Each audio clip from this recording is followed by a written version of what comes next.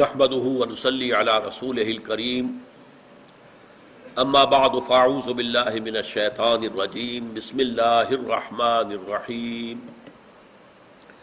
ادع الى سبيل ربك بالحكمة والموعظة الحسنة وجادلهم بالتي هي احسن صدق الله العظيم رب اشرح لي صدري ويسر لي امري واحلل عقدة من لساني يفقهوا قولي اللهم ربنا الہمنا رشدنا واعذنا من شرور انفسنا اللهم ارنا الحق حقا وارزقنا اتباعه وارنا الباطل باطلا وارزقنا اجتنابه آمین یا رب العالمین۔ جہاد فی سبیل اللہ کے ضمن میں پہلی منزل ہم نے سمجھی خود مسلمان بننے اور اللہ کے احکام اور رسول کے فرامین کے پابند رہنے کے لیے تین جہاد جو کرنے پڑتے ہیں۔ پہلا جہاد یہ فی سبیل اللہ کیوں ہے کہ اللہ کے تابع اپنے آپ کو بنانا ہے۔ پہلا جہاد نفس امارہ کے خلاف، دوسرا جہاد ابلیس اور اس کے لشکریوں کے خلاف، تیسرا جہاد بگڑے ہوئے معاشرے کے سوشل پریشرز کے خلاف۔ جہاد فی سبیل اللہ کی دوسری منزل اللہ کے دین کو پھیلانا، عام کرنا، دوسروں تک پہنچانا، اس کی دعوت و ابلاغ، اس کی تبلیغ، تشہیر، اشاعت۔ اس کے لیے تین منزلیں ہم نے معین کی۔ سورہ نحل کی اس آیت کے حوالے سے کہ ادعو الی سبیل ربک، بلاؤ اپنے رب کے راستے کی طرف، بالحکمت والموعظۃ الحسنۃ وجادلہم باللتی احسن۔ تو میں نے عرض کیا کہ ہر معاشرے میں ایک مائنیوٹ مائنورٹی ہوتی ہے، وہ آپ اسے انٹیلیجنسیا کہتے ہیں، انٹلیکچوئل مائنورٹی کہتے ہیں، آپ اسے برین ٹرسٹ کہتے ہیں، معاشرے کا برین ٹرسٹ۔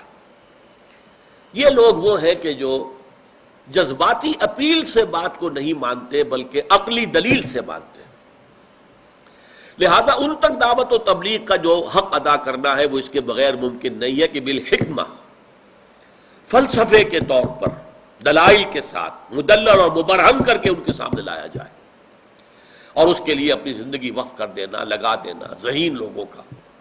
یہ گویا کہ جہاد فی سبیل اللہ کا ایک مستقل لائف لانگ پروسیس۔ دوسرے نمبر پر آتا ہے موعظہ حسنہ۔ یہ ایک انسانی معاشرے کی عظیم اکثریت کا معاملہ ہوتا ہے، وہ انٹلیکچوئلز نہیں ہوتے، ان کے دماغوں میں کوئی خناس اور کوئی فطور نہیں ہوتا۔ ہم کہہ سکتے ہیں کہ دماغی اعتبار سے کلین سلیٹ ہوتے ہیں۔ اگر تو سلیٹ پر کچھ لکھا ہوا ہے تو پہلے اسے مٹانا پڑے گا تب لکھیں گے۔ تختی جس کی کہ ہمارے زمانے میں تعلیم ہوتی تھی شروع میں، تو تختی اور سلیٹ، یہ ہمارے آج کل تو کاپیاں 15 20 روپے کی ایک ایک کاپی، اور ستیہ ناش کرواتے ہیں اسے۔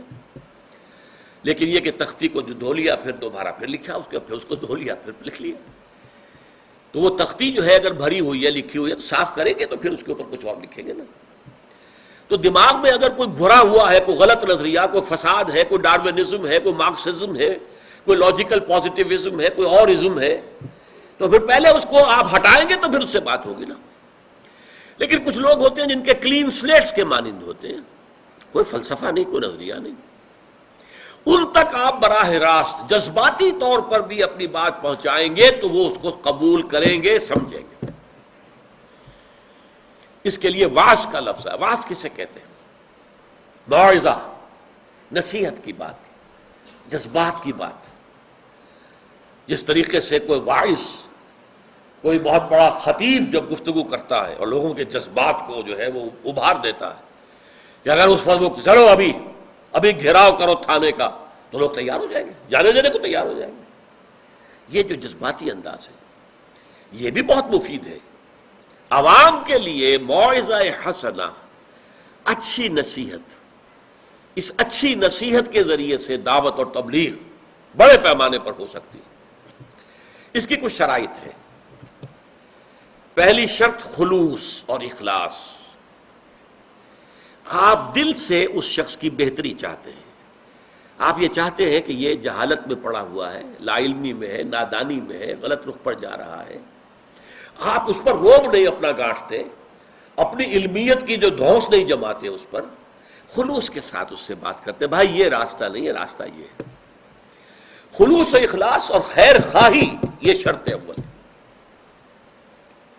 نمبر 2، از دل خیزت بر دل ریزت، دل سے نکلے گی بات دل میں اتر جائے گی۔ اور نمبر 3، آپ کا عمل اس کے خلاف نہیں ہونا چاہیے۔ آپ دوسرے کو خیر کی تعلیم دے رہے ہو، خود اس پر عمل پیرا نہ ہو، وہ پھر بیکار ہو جائے گا۔ نہ صرف بیکار ہو جائے گا، آپ اپنی دعوت کی نفی کر دیں گے، دعوت کو بدنام کر دیں گے۔ یہ لوگ دوسروں سے کہتے ہیں، قرآن مجید میں یہ آیت موجود ہے سورہ بقرہ کے 5ویں رکوع میں، اتامرون الناس بالبر وتنسون انفسکم وانتم تتلون الکتاب افلا تعقلون، کیا تم لوگوں کو نیکی کا حکم دیتے اور اپنے آپ کو بھول جاتے ہو؟ ذرا حالے کہ تم کتاب پڑھتے ہو تو کیا تم عقل سے کام نہیں لیتے؟ تو یہ شرطیں اگر پوری ہو جائے، از دل خیزت بر دل ریزت، خلوص اور اخلاص کے ساتھ اور دوسرے کی خیر خواہی کے جذبے کے تحت بات کی جائے، تو چاہے آپ ٹوٹی پھوٹی زبان میں بات کریں، آپ کو بڑے خطیب نہیں ہیں، آپ کو بہت بڑے عالم آدمی نہیں ہے، لیکن از دل خیزت بر دل ریزت، دل سے نکلے گی بات وہ دل پہ اتر جائے گی۔ اور نمبر 2، اس میں خیر خواہی کا عنصر، اور نمبر 3، کرنے والا خود جو ہے وہ اس پر عمل پیرا۔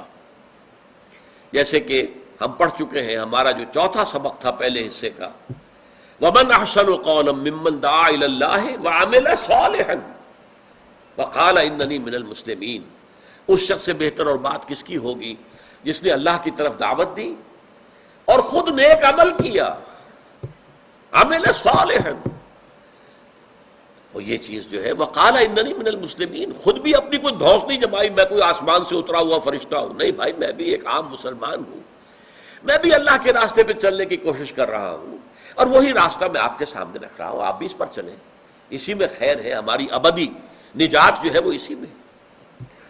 یہ ہے موعظۃ الحسنہ، اور یہ سب کے لیے آسان ہے، کوئی آدمی بھی یہ نہیں کہہ سکتا یہ کام میں نہیں کر سکتا۔ پہلا کام وہ ظاہر بات ہے بہت ذہین لوگوں کے کرنے کا کام ہے، بہت سمجھدار لوگوں کا، تعلیم یافتہ لوگوں کا، اور پھر یہ کہ اس میں پوری زندگی کھپے گی تب کہیں جا کر یہ بات ہوگی۔ یہ کام ہر وقت ہر انسان کر سکتا ہے، ایک دکاندار ہے، ایک ڈاکٹر ہے، ایک انجینئر ہے، اپنے ماحول میں، اپنے گھر میں، اپنے محلے میں، اپنے دفتر میں، اپنے پولیس، آپ دعوت دے سکتے ہیں، ہم وقت دے سکتے ہیں، ہر وقت دے سکتے ہیں، بات بھی ہو رہی ہے، دعوت بھی چل رہی ہے، کام بھی ہو رہا ہے، دعوت بھی ہو رہی ہے، یہ تو آپ کے وجود سے پھوٹے گی دعوت، یہ سب سے بڑی سطح ہے۔ تو ادع الی سبیل ربک بالحکمۃ والموعظۃ الحسنہ۔ اب تیسرا طبقہ آ رہا ہے، وجادلہم باللتی احسن، جدال کرو ان سے اچھے طریقے پر۔ یہ اصل میں کون سا طبقہ ہے؟ دیکھیے، کچھ گمراہ کرنے والے فرقے اور جماعتیں ایسی ہوتی ہیں جو اپنے مبلغوں کو بڑی زبردست ٹریننگ دے کر میدان میں ڈال دیتے ہیں، تنخواہیں دیتی ہیں بڑی بڑی، یہ نہیں کہ وہ خود کام کر رہے ہوتے ہیں۔ اب یہ مشنریز جو آ جاتے ہیں، آپ کو معلوم ہے یہ مشنریز جو ہیں یہ کوئی خدا واسطے کا کام تو نہیں کرتے، ان کی بڑی بڑی تنخواہیں ہیں اور ان کے بڑے بڑے بجٹس ہوتے ہیں، پوری مغربی اور عیسائی دنیا ان کی پشت پر ہے، ان کے حکومتوں کی سطح پر ان کے بجٹ ہوتے ہیں۔ قادیانی ہے، لوگوں کو گمراہ کرنے کے لیے وہ پہلے تو اپنے نوجوانوں کو ٹرین کرتے ہیں، تعلیم دیتے ہیں، چند مسائل پر اتنا ایکسپرٹ کر دیتے ہیں کہ ان مسائل پر اچھے اچھے علماء اس سے بات نہیں کر سکتے اگر اس کے لیے خاص ٹریننگ نہ کی ہو۔ تو یہ جو ہے بہائی ہے، اور یہ جو اب آپ کا ابو مازن بنا ہے محمود عباس، جو اس وقت فلسطینی جو حکومت کا وزیر اعظم، یہ بہائی ہے، غیر مسلم ہے، بہائی ہے۔ جیسے آپ کو معلوم ہے کہ طارق عزیز جو ہے، جو نمبر 2 آدمی تھا صدام کا، وہ عیسائی تھا۔ یہ تحریک اسلامی نہیں ہے، حماس علیحدہ جگہ ہے، اس کی علیحدہ موومنٹ ہے، لیکن پی ایل او وغیرہ جو ان کا اسلام سے کوئی تعلق نہیں۔ بہرحال یہ بہائی ہو، قادیانی ہو، یہ بڑے اپنے مبلغین کو تیار کرتے ہیں، ان کا جواب دینا ظاہر بات ہے وہ بھی آسان کام نہیں ہے، اس کے لیے ٹریننگ کرنی ہوگی، خاص ایشوز انہوں نے اٹھا رکھے۔ اب عیسائیوں نے حضرت مسیح کا رفع سماوی اور پھر ان کا دوبارہ آنا، اس کو اٹھا دیا۔ اب جب تک آپ اس پر پوری طرح ویل پریپیئرڈ نہ ہوں، آپ اس عیسائی یا قادیانی مبلغ کے ساتھ بات نہیں کر سکتے، عام آدمی نہیں کر سکتا، اچھے اچھے مولوی نہیں کر سکتے، جب تک کہ خاص اس ایشو کے اوپر ختم نبوت پر انہوں نے بڑی بحثیں شروع کر دی۔ اب آپ کی اگر ٹریننگ نہیں ہے تو اس کے لیے بھی اسپیشلائزڈ لوگوں کی ضرورت ہے کہ جو ہر فیلڈ میں پھر ان کو تیار کیا جائے تاکہ وہ ان کا مقابلہ کر سکیں، جس کو ہم مناظرہ کہتے ہیں۔ مناظرے کا لفظ قرآن میں نہیں آیا، مجادلہ آیا، جدال اور مجادلہ، جدل جھگڑا، جدل جدال آپس میں جھگڑنا، وہی جوہد سے جہاد، قتل سے قتال، جدل سے جدال۔ جدال کیا ہے؟ آپس میں جھگڑنا، ایک وہ دلیل دے رہے ہیں، آپ اس کا توڑ کرتے ہیں، آپ دلیل دیتے ہیں، وہ اس کا توڑ کرتے ہیں۔ یہ مناظرے ہوتے ہیں، ہوتے رہے، بڑے بڑے مناظرے ہوتے رہے۔ پادری فینڈر آیا تھا، جیسے ہی ایسٹ انڈیا کمپنی کی حکومت جو ہے وہ شروع ہوئی اور عیسائی جو ہے ہمارے ہاں حکمران بننے شروع ہوئے، تو عیسائی مشنریز جو ہیں وہ بھی آ گئی کہ اب ان کو یہاں پہ ہندوستانیوں کو وہ عیسائی بھی بنایا جائے۔ سب سے پہلا پریس جو ہے کلکتہ میں قائم ہوا، جہاں سے کہ انجیل کے ترجمے کر کر کے مختلف ہندوستانی زبانوں کے اندر عام کیے گئے پورے ہندوستان کے اندر۔ ایک پادری فینڈر آ گیا، اس پادری فینڈر نے مسلمان علماء سے مناظرے کی اور شکستوں پر شکستیں دیتا ہوا وہ دلی تک پہنچ گیا۔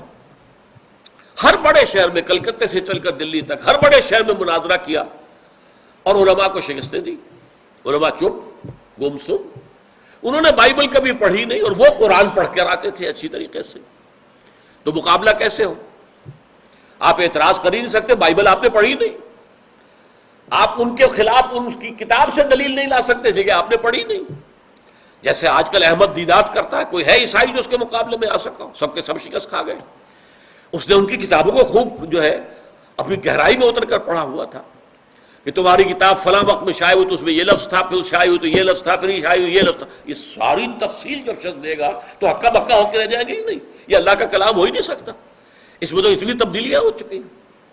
بہرحال پادری فینڈر نے شکستیں دی اور پھر دلی کی جامع مسجد، تاریخی شاہ جہانی مسجد کی سیڑھیوں پر کھڑے ہو کر اعلان کیا، میں پورے ہندوستان کے علماء کو چیلنج کرتا ہوں کہ وہ آئے اور میرے ساتھ مناظرہ کر لیں۔ اب آپ غور کیجئے، اگر اس وقت اللہ کا ایک بندہ نہ کھڑا ہو گیا ہوتا اور اسے شکست نہ دے دیتا تو کیا ہوتا؟ مسلمان شکست خوردہ ہو جاتے ذہنیت کے اعتبار سے کہ ہمارے مولوی تو پٹ گئے، ہمارے علماء شکست کھا گئے، اس کا مطلب ہے کمزور ہے ہمارا دین۔ عوام کو دین کا کیا پتا، وہ تو علماء ہی کا حوالہ کر دیتے تھے نا۔ اس وقت اللہ تعالیٰ کا یہ رحمت اللہ کی ہوئی ہم پر، رحمت کیوں کہہ رہا ہوں؟ اس لیے کہ ایک اللہ کا بندہ رحمت اللہ نامی کھڑا ہو گیا، مولانا رحمت اللہ کیرانوی۔ یہ کیرانہ بھی اسی علاقے کا ایک قصبہ ہے جس علاقے سے میرا تعلق ہے، ضلع مظفر نگر، اس کے یہ قصبات ہیں۔ یہ یو پی کے مغربی اضلاع میں سے ہے۔ میرے پردادا وہاں سے منتقل ہو کر مشرقی پنجاب آئے تھے، وہ ایک لمبی داستان ہے کیوں آئے تھے۔ تو کیرانہ سے یہ اٹھے ہیں رحمت اللہ کیرانوی رحمت اللہ علیہ، انہوں نے اس کے ساتھ مناظرہ کیا، اسے شکست دی اور پھر وہ یہاں سے بھاگ کر چلا گیا اور اس نے جا کر ڈیرا لگا لیا استنبول میں، قسطنطنیہ میں، وہاں جا کر مسلمان علماء کا ناطقہ بند کر دیا۔ اور اس وقت تک ابھی ترکوں کی خلافت قائم تھی، تو دارالخلافہ سے پھر یہ ریکویسٹ آئی ہے کہ اس رحمت اللہ مولوی کو یہاں بھی بھیجو بھائی، اس نے ہمارا ناطقہ بند کر دیا۔ اس لیے کہ مولانا رحمت اللہ پھر جا کر مکے ہی میں مقیم ہو گئے تھے، وہیں پر ان کی قبر بھی ہے، وہیں ان کا قائم کردہ ایک مدرسہ بھی ہے، اور وہ اس مدرسے ہی میں وہ مدفون ہے، ان کی قبر ہے۔ تو وہاں سے انہیں اطلاع دی گئی کہ اس نے پادری فینڈر نے ہمارا ناطقہ بند کر دیا ہے، آپ آئیے۔ اب جب وہ چلنے لگے، اسے اطلاع مل گئی فینڈر کو، وہاں سے ہی بھاگ گیا۔ اگر یہ کام نہ ہوتا تو آپ اندازہ کیجئے کہ نتیجے کیا نکلتے۔ تو یہ بھی کرنے کا کام ہے۔ آج ہمارے ہاں مجلس تحفظ ختم نبوت، اس کے تحت ٹریننگ دی جاتی ہے، اپنے کارکنوں کو وہ ٹرین کرتے ہیں، ان مسائل پر گفتگو کرنے کی صلاحیت ہو، مجادلہ کر سکیں، قادیانیوں کے ساتھ جھگڑ سکیں، ان کی بات کی دلیل سے توڑ کر سکیں۔ تو یہ جدال ہے، لیکن اس جدال میں بھی جو بات ہمیں کہی گئی ہے وہ کیا ہے؟ باللتی احسن۔ آپ کا فریق مخالف جو ہے گھٹیا باتوں پر بھی اتر آئے، گالیوں پر اتر آئے، کچھ اور کرے، آپ نے اس کے اندر شرافت اور متانت کا دامن ہاتھ سے نہیں چھوڑنا۔ جادلہم باللتی احسن، بہترین طریقے پر جدال کیجئے، شرافت سے، متانت سے، دلیل سے، شائستگی کے ساتھ، یہ نہیں ہے کہ ان کی سطح پر اتر جائے۔ یہ ہے، اب ظاہر بات ہے یہ سارے کام جو میں نے 3 سطحیں آپ کو گنوائی ہیں، محنت سے ہوگا نا کام، گھر بیٹھے تو نہیں ہوگا، ٹریننگ حاصل کرنی ہوگی۔ یہ جہاد فی سبیل اللہ ہے، جان اور مال کا کھپانا، جان اور مال تو کھپ رہی ہے نا، تبھی یہ کام ہوگے۔ اب آئیے تیسری منزل، اور وہ ہے دین کو قائم کرنا۔ مارکسزم کا ہدف کیا تھا؟ کمیونزم قائم کرنا، نظام برپا کرنا۔ ایمان کا تقاضا کیا ہے؟ اسلام کو قائم کرنا، اقیم الدین، دین کو قائم کرو۔ اس کے لیے جو جہاد ہوتا ہے یہ پہلی 2 منزلوں سے گزر کر ہوتا ہے۔ پہلی بات تو یہ نوٹ کیجئے، یہ ایسے ہی نہیں ہو جاتا بولڈ فرام دی بلو۔ اس کے لیے یہ پہلی 2 منزلیں، نفس کے خلاف جہاد، شیطان لعین اور اس کی لشکر کے خلاف جہاد، بگڑے ہوئے معاشرے کے سوشل پریشرز کے خلاف جہاد، دعوت و تبلیغ اعلیٰ ترین علمی سطح پر، واعظ و نصیحت کی سطح پر، اور جدال باللتی احسن کی سطح پر۔ اب جو تیار ہو گئے آپ کے پاس گروہ، جو ایک جماعت تیار ہو گئی، فدائین کی جماعت کہیں اسے، وہ لوگ جو تن من دھن اس کام کے لیے وقف کرنے کو تیار ہیں، خود اللہ کے بندے بن چکے ہیں، آپ نے دعوت و تبلیغ کا حق ادا کر دیا ہے، اب آپ کھڑے ہوتے انقلاب کے لیے۔ اس کے بھی 3 مرحلے ہیں۔ پہلا مرحلہ پیسو ریزسٹنس۔ شروع میں چونکہ آپ کی تعداد کم ہے، کتنے تھے صحابہ کرام مکے میں شروع میں؟ لہذا اگر وہ قتال شروع کر دیں گے تو 1 منٹ میں ختم کر دیے جائیں گے۔ لہذا پیسو ریزسٹنس، لوگوں کی مارے کھاؤ، خود جوابی کارروائی کوئی نہ کرو۔ No raising of hands even in self defence. 12 سال تک مکے میں حضور کا یہ حکم نافذ رہا۔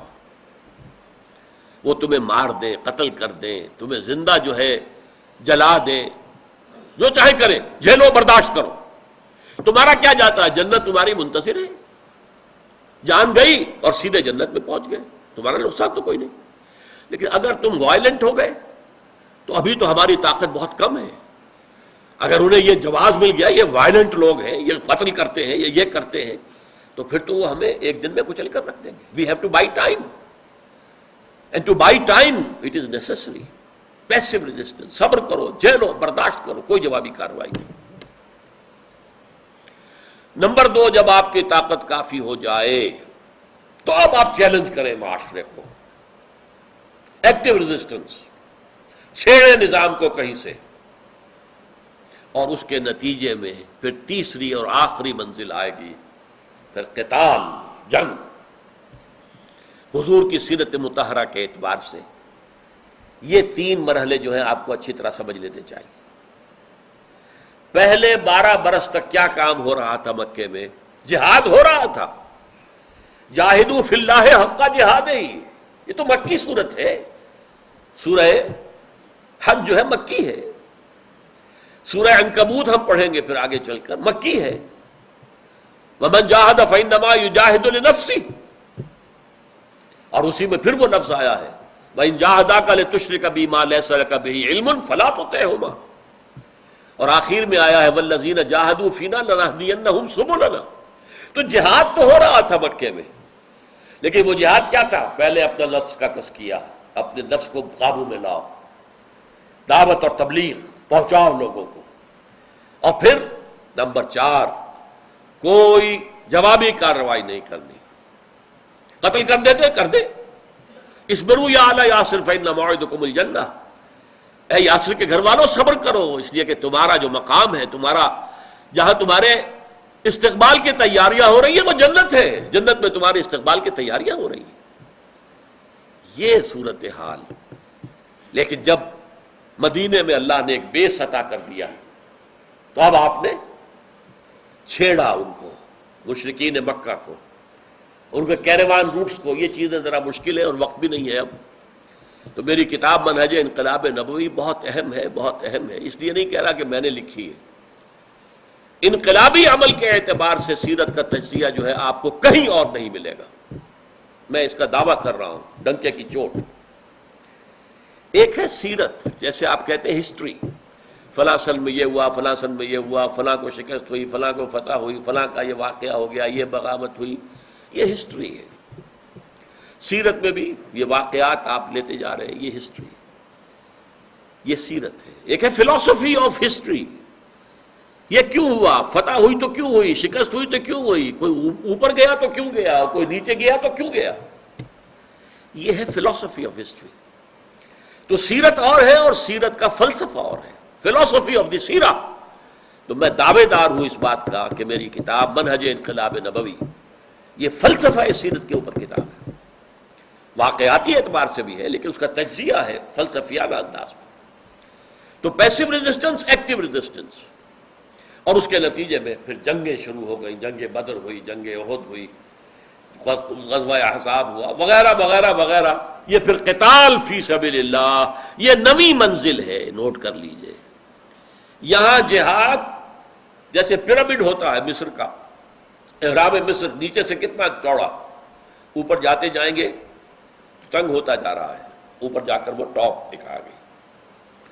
بیس بہت چوڑا ہے جہاد کا، دعوت و تبلیغ بھی اس میں شامل ہے، بالحکمت بھی، بالموعظۃ الحسنہ بھی، جدال باللتی ہی احسن بھی، اپنے نفس کے خلاف جہاد بھی شامل ہے، بلکہ وہ سب سے اہم ہے، اس لیے کہ سب سے بنیادی بات وہی ہے۔ اور پھر معاشرے کے خلاف جہاد ہے، نظریاتی تصادم ہے، یہ سب ہو رہا ہے۔ ہوتے ہوتے ہوتے ہوتے 15ویں سال جا کر وہ قتال کی شکل بن گئی، قاتلوا فی سبیل اللہ الذین یقاتلونکم، جنگ کرو اب اللہ کے راستے میں ان سے کہ جو تم سے جنگ کر رہے ہیں۔ یہ قتال نئی منزل ہے جہاد فی سبیل اللہ کی۔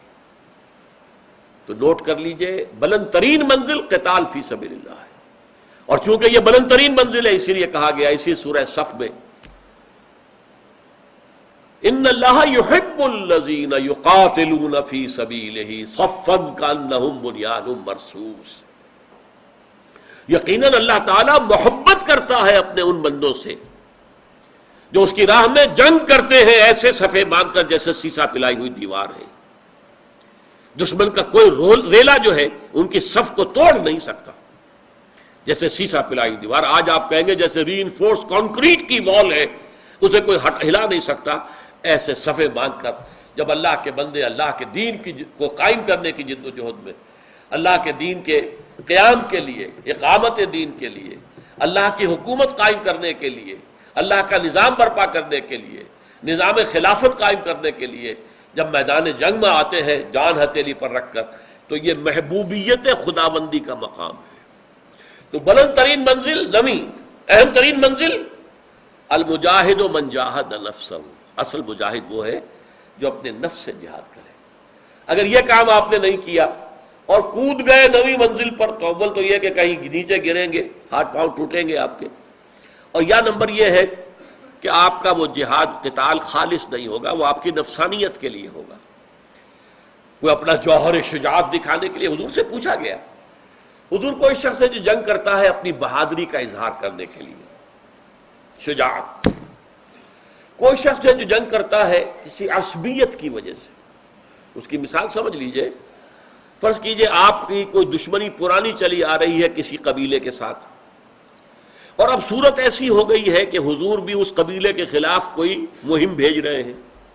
اب آپ بڑے زور شور کے ساتھ شریک ہو رہے ہیں کہ پرانی دشمنیاں جو ہیں ان کا بدلہ لینے کا وقت ملے گا، تو جا تو رہے مجاہدین کے ساتھ، لیکن آپ کے اپنے اندر جو ہے، دل کے اندر جو نیت ہے وہ عصبیت کی ہے، وہ قبائلی جو آپ کے درمیان جو جنگ تھی یا قبائلی نفرت تھی، یہ اس کی بنیاد پر آپ جا رہے ہیں، تو یہ جہاد فی سبیل اللہ نہیں ہے۔ پھر تیسرے کہا گیا کہ کوئی شخص ہے کہ جو جنگ کرتا ہے مال غنیمت کی نیت سے، مال ملے گا۔ ان میں سے کون سا مجاہد فی سبیل اللہ ہے؟ آپ نے فرمایا ان میں سے کوئی بھی مجاہد فی سبیل اللہ نہیں، چاہے وہ حضور کے ساتھ ہو کر جنگ کر رہا ہو، لیکن ہر شخص کا معاملہ اپنی نیت کے اعتبار سے۔ آپ نے فرمایا مجاہد صرف وہ ہے من جاہد من قاتل لتکون کلمۃ اللہ ہی العلیٰ، تاکہ اللہ کی بات سب سے اونچی ہو جائے، اس ایک غرض کے سوا کوئی غرض نہ ہو، کوئی ذاتی دشمنی نہ ہو، کوئی حصول مال غنیمت کا مقصد پیش نظر نہ ہو، کوئی اپنی شجاعت اور بہادری کا جو ہے مظاہرہ کرنا پیش نظر نہ ہو. جب تک کہ ان چیزوں کی نفی نہیں ہوگی وہ جہاد ہے ہی نہیں. گویا کہ پہلی منزل کچی رہ گئی تھی آپ کی، آپ کے نفس کا تزکیہ نہیں ہوا تھا. آپ کا نفس جب تک کہ اس حد تک نہ آ جائے کہ سوائے اللہ تعالیٰ کی محبت اور اللہ کی رضا کے کوئی اور شے جو ہے موٹیویٹ نہ کرے آپ کو، اس وقت تک تو آپ مجاہد فی سبیل اللہ بن نہیں سکتے. تو یہ ہے در حقیقت جہاد فی سبیل اللہ کے مراحل. البتہ جیسا کہ میں نے آپ سے عرض کیا، جائز جنگیں اور بھی ہو سکتی ہیں. جہاد فی سبیل اللہ انہی مراحل سے ہو کر گزرے گا، یہ 9 منزلوں میں سے ہو کر پہنچے گا، وہ ہوگا جہاد فی سبیل اللہ خالص. جائز جنگیں اور بھی ہو سکتی ہیں.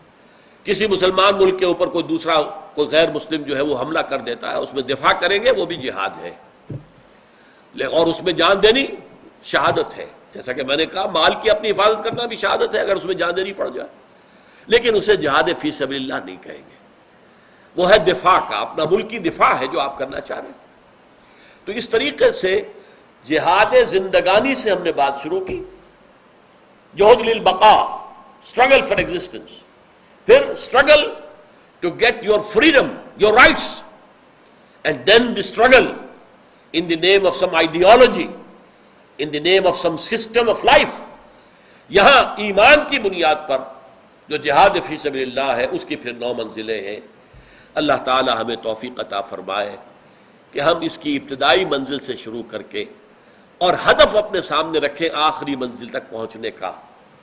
درمیان میں موت آ جائے تو ہم اپنی نیت کی بنیاد پر اللہ کے ہاں ہمارا جو ہے شمار ہوگا. انما الاعمال بالنیات وانما لکل امرئ ما نویٰ. اگر کوئی شخص ابھی اس جہاد کے لیے پہلے قدم کے طور پر دین کا علم حاصل کر رہا ہے، صرف نیت یہ ہے کہ مجھے یہ جہاد کرنا ہے، یہاں تک جانا ہے، ظاہر بات ہے دین کے لیے میں کوئی کام کروں پہلے دین کو سیکھوں تو صحیح. لیکن اسی میں موت اس کی آ گئی تو اس لیے فرمایا من جاءہ الموت، حضور کی حدیث ہے، جس شخص کو موت آ گئی وَهُوَ يَطْلُبُ الْعِلْمَ، اور وہ ابھی علم کے حصول میں مصروف تھا، لیکن مقصد کیا تھا؟ لِيُحْيِيَ بِهِ الْإِسْلَامَ، اس کے ذریعے سے اسلام کو زندہ کرے گا، اسلام کو ایک نظام زندگی کی حیثیت سے دنیا میں قائم کرے گا. فَبَيْنَهُ وَبَيْنَ النَّبِيِّينَ دَرَجَةٌ وَاحِدَةٌ فِي الْجَنَّةِ، تو اس شخص کے اور انبیاء کے درمیان جنت میں صرف ایک درجے کا فرق رہ جائے گا. نیت وہ ہو، عزم وہ ہو، ہدف وہ ہو. شروع یہاں سے کیا جا رہا اور اسی میں کسی درمیانی مرحلے پر موت آ گئی تو آپ مجاہد فی سبیل اللہ اللہ کی نگاہ میں شمار ہوں گے.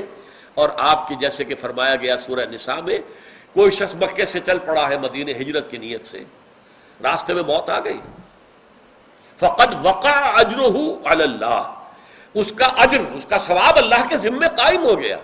وہ تو نکل پڑا تھا گھر سے اپنے گھر بار کو چھوڑ کر مدینے پہنچنے کے لیے ہجرت کی نیت کے ساتھ، راستے میں موت آ گئی، کوئی پرواہ نہیں، وہ اللہ کے ہاں مہاجر ہی شمار ہوگا اور ہجرت کا پورا اجر و ثواب اسے مل جائے.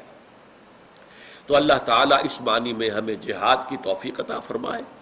اور بالکل شروع کی باتیں پھر ذہن میں تازہ کر لیں، جہاد نہیں تو ایمان نہیں، اور جہاد نہیں تو جہنم سے چھٹکارا پانے کی امید موحوب ہے. یہ جہاد فرض عین ہے، ہر حال میں زندگی کا، بندہ مومن کی زندگی کا ایک جزو لازم ہے. اقول قولی ھذا واستغفر اللہ لی ولکم ولسائر المسلمین والمسلمات.